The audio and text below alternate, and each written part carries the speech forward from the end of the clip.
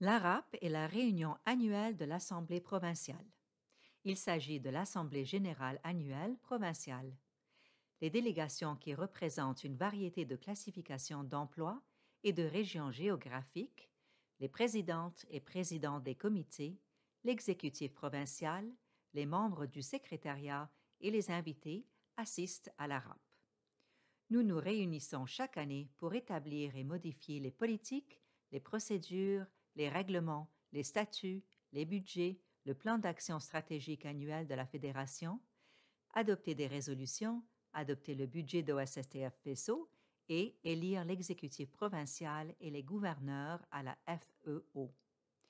La RAP est l'organe législatif suprême qui permet à notre organisme de rassembler diverses voix de toute la province.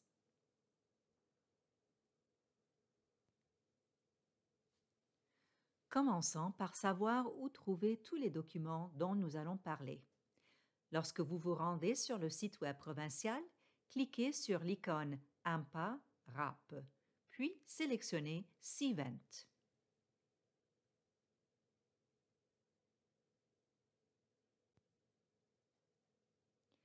Une fois que vous avez cliqué sur CVent, vous accédez à cet écran. Vous pouvez voir qu'il y a plusieurs onglets d'information pour vous aider. Nous allons nous concentrer sur quelques-uns d'entre eux.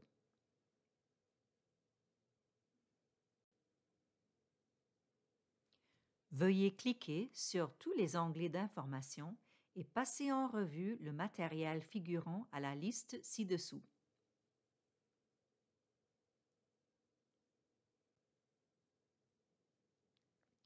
Il y a plusieurs volumes qui renferment des renseignements très importants sur la RAP.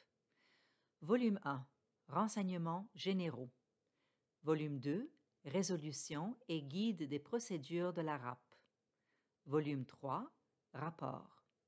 Vous trouverez ceci sous l'onglet Étoiles. À la RAP, vous trouverez des copies imprimées des volumes 2 et 3.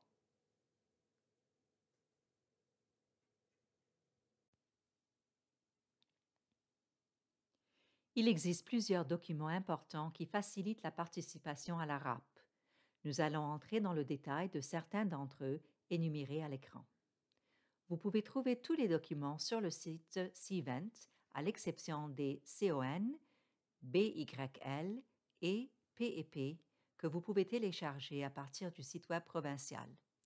Cela vous aidera à comprendre les modifications apportées à ces documents. Si vous le souhaitez, vous pouvez les minimiser sur votre écran pendant la réunion ou les utiliser comme guide de référence pendant que vous lisez les résolutions du volume 2. Le volume 2 contient toutes les résolutions à temps présentées à la RAP. Elles sont souvent appelées les vertes parce que lorsque nous sommes en personne, elles sont imprimées sur du papier vert. Il y a beaucoup de papier à la RAP, donc vous verrez que nous utilisons du papier de différentes couleurs pour suivre. Les résolutions sont organisées selon le type qu'elles représentent.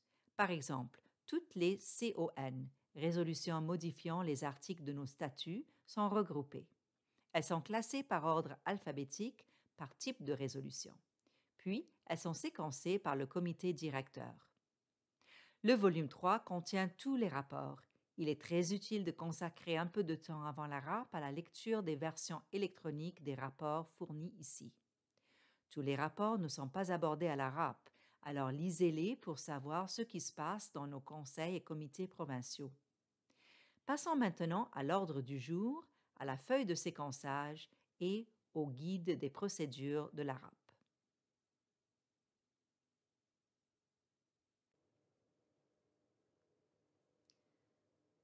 Une copie de l'ordre du jour vous sera fournie à la réunion. L'ordre du jour est approuvé au début de la réunion. Il peut être amendé lorsqu'il est présenté pour la première fois.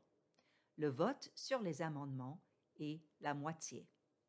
Une fois l'ordre du jour approuvé, si l'ordre du jour doit être révisé, il faut compter 2/3 des votes. Information essentielle, tout ce qui est accompagné d'un seul dièse est un sujet à heure fixe, ce qui signifie qu'il interrompt la réunion à l'heure précisée. Et un double dièse est au sujet à heure fixe prioritaire, qui interrompt même un seul dièse. Les rapports qui sont spécifiquement désignés pour être présentés à la RAP sont à l'ordre du jour et les résolutions jointes à ces rapports sont appelées par la présidente ou le président d'assemblée une fois le rapport donné. Entre chaque sujet à heure fixe, la présidente ou le président d'assemblée appelle les résolutions en suivant la feuille de séquençage. Les discours électoraux et le scrutin sont également des points chronométrés à l'ordre du jour.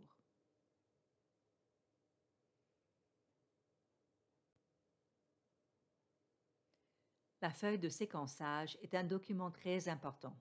Elle vous aidera à suivre le déroulement de la réunion. En haut, vous trouverez les points chronométrés à l'ordre du jour et une liste des résolutions retirées. Ensuite, les rapports qui sont désignés pour être présentés à la RAP sont énumérés en caractères gras et en dessous se trouve la liste des résolutions connexes. Lorsque vous voyez des crochets, cela signifie que ces résolutions seront examinées en bloc, c'est-à-dire qu'elles seront toutes examinées en même temps. Les blocs sont constitués en fonction du sujet et non du type de résolution. Ensuite, vous verrez le budget et les prévisions de coûts. Ceux-ci vont ensuite parce que, selon nos règlements, le budget doit être adopté à la RAP, de sorte que le comité des finances a besoin de savoir quelles résolutions sont adoptées ou rejetées. Les éléments de budget et de coûts sont notés avec un B. Ensuite, vous verrez toutes les autres résolutions en séquence, y compris les celles visant à modifier nos documents et les points d'action. Cette feuille est mise à jour chaque jour. Veuillez noter que cet exemple n'est pas la feuille de séquençage de cette année, mais bien un exemple d'une année précédente.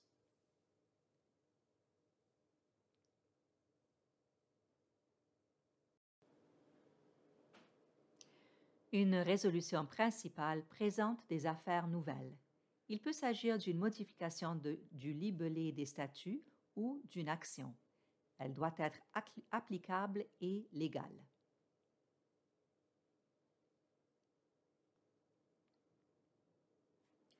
Voici un exemple de résolution pour nous aider à décortiquer le format des résolutions de OSSTF FESO. Format d'une résolution. MAC 202-23, District 99, demi, coût 25 000 $. Il est résolu que la RAP 2023 demande à l'exécutif provincial de faire installer des cafetières Keurig dans chaque bureau du district. MAC 202-23, type de résolution. Dans ce cas, un point d'action divers, c'est la deuxième MAC à temps reçue. Le groupe qui présente la résolution est le district 99. Le décompte des votes est la moitié. Bien que ce ne sont pas toutes les résolutions qui seront accompagnées d'une prévision des coûts, c'est le cas de celle-ci à 25 000 $. Toutes les résolutions commencent par « Il est résolu que ».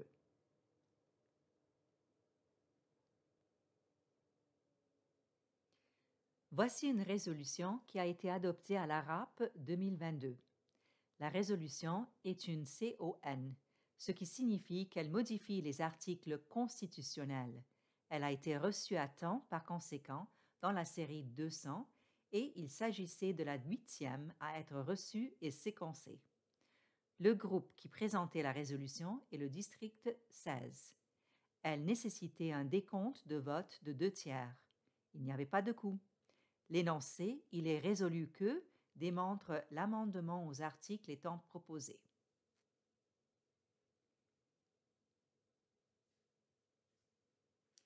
Lorsqu'une résolution est irrecevable, une case indiquant la justification est placée au-dessus de celle-ci.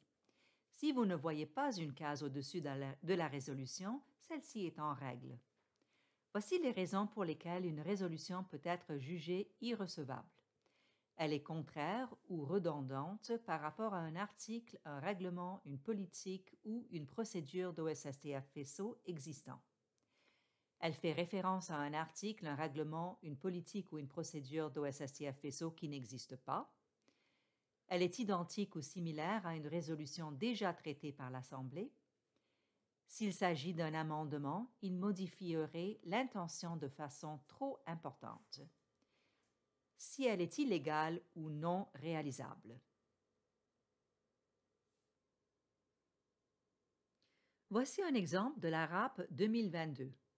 La case irrecevable se trouve au-dessus de la résolution et dans ce cas-ci indique à l'Assemblée que CON 208 et BYL 222 sont très similaires. Alors, si la première résolution est adoptée, la seconde sera irrecevable parce qu'elle serait redondante.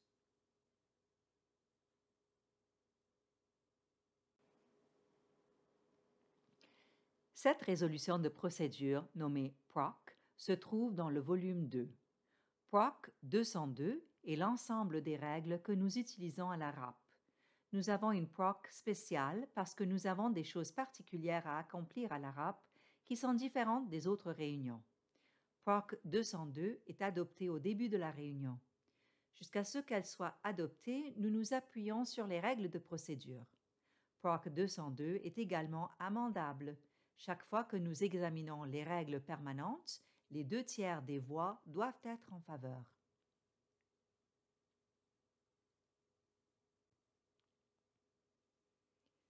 Tous les délégués et substituts peuvent participer à un débat. Même s'il s'agit de votre première RAP, veuillez envisager de participer à un débat. Les cartes de participation se trouvent à l'extrémité de chaque table. Chaque carte est dotée de directives sur le débat qui y sont inscrites. Par exemple, vous utiliserez la carte verte pour parler en faveur d'une résolution, alors que vous utiliserez une carte rose pour soulever un point de considération. Pour prendre la parole, veuillez suivre les étapes suivantes. Choisissez la carte sur laquelle vous désirez parler. Choisissez une ligne et soulevez la carte clairement afin que le répéreur qui surveille qui a la parole puisse la voir. Lorsque ce sera votre tour, dites votre nom et votre district. Ajoutez vos pronoms si vous le désirez. Expliquez votre intention au micro. Par exemple, « Je désire parler en faveur de cette résolution ».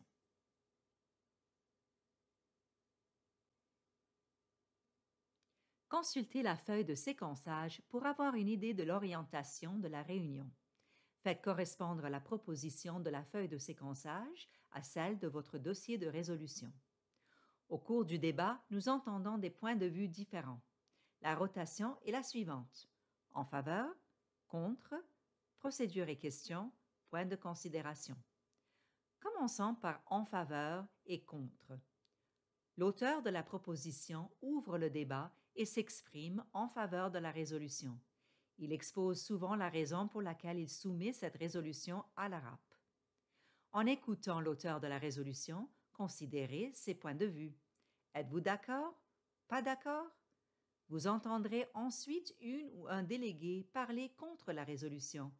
Encore une fois, pendant que vous écoutez, considérez leur point de vue. Si vous souhaitez participer au débat, réfléchissez aux points que vous souhaitez utiliser dans vos arguments et n'oubliez pas que vous disposez de 90 secondes. Il y a un système de chronométrage et vous verrez les lumières sur l'écran pour vous indiquer qu'un tiers de votre temps est écoulé.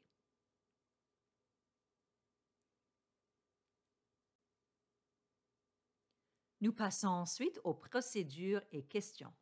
Considérez ceci comme un micro à usage multiple. Vous pouvez poser une question à l'auteur de la résolution au sujet de cette dernière ou vous pouvez poser une question à la présidente ou au président d'assemblée au sujet d'une procédure.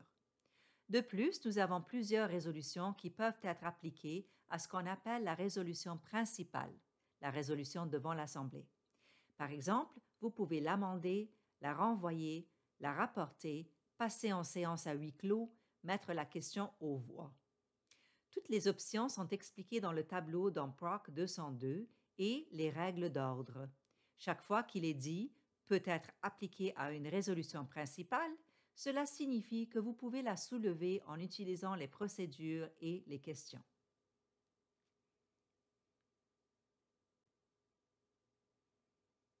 Une carte point de considération est utilisée pour permettre aux délégués de faire une déclaration dans une optique d'équité, de lutte contre le racisme et ou de lutte contre l'oppression, ou faire une déclaration qui porte sur l'intégrité, les droits ou les privilèges d'une personne ou de l'Assemblée dans son ensemble.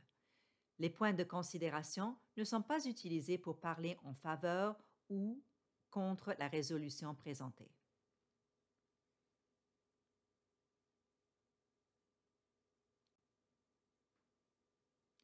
Si un membre s'inquiète que les règles d'ordre ont été enfreintes, il peut poser une question d'ordre et ou contester la décision de la présidence d'Assemblée. La procédure pour contester une décision est expliquée sur la diapo et se trouve également sur la carte Point d'ordre.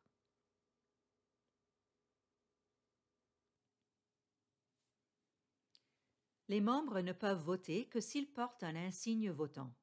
Chaque membre votant votera au moyen des clickers de vote de la râpe fournie. Les clickers ne doivent pas quitter l'Assemblée et ne doivent être utilisés que par les personnes qui détiennent l'insigne de droit de vote correspondant.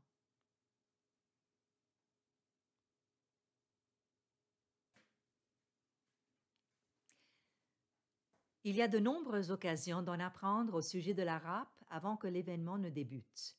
Veuillez participer à nos formations en diffusion continue, lisez tout le matériel fourni et regardez tous les renseignements.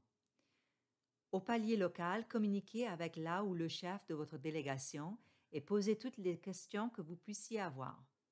À la RAP, le bureau d'aide parlementaire est doté par des membres de la Banque de présidence d'Assemblée qui sont disponibles pour répondre à toute question que vous puissiez avoir au sujet des procédures de la RAP et pour vous aider à rédiger vos résolutions.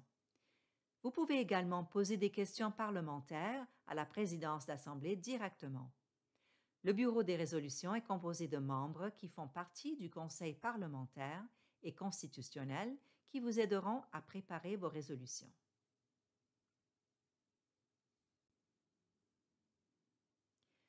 Pour vous préparer, veuillez passer en revue le matériel de formation, lire les rapports dans le volume 3, lire les résolutions dans le volume 2 et prenez des notes, lire minutieusement Proc 202, passer en revue tout matériel électoral, passer en revue le guide des procédures de la RAP dans le volume 2.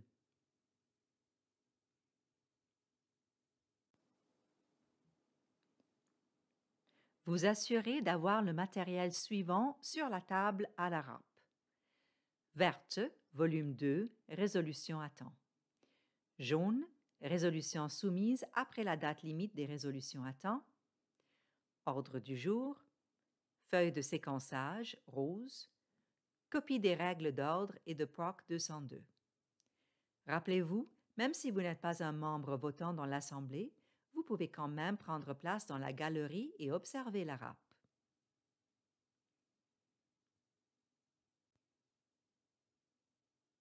Si vous avez des questions avant la RAP, veuillez communiquer avec la ou le chef de votre délégation et ou l'équipe de coordination de la RAP à impa@ostf.ca.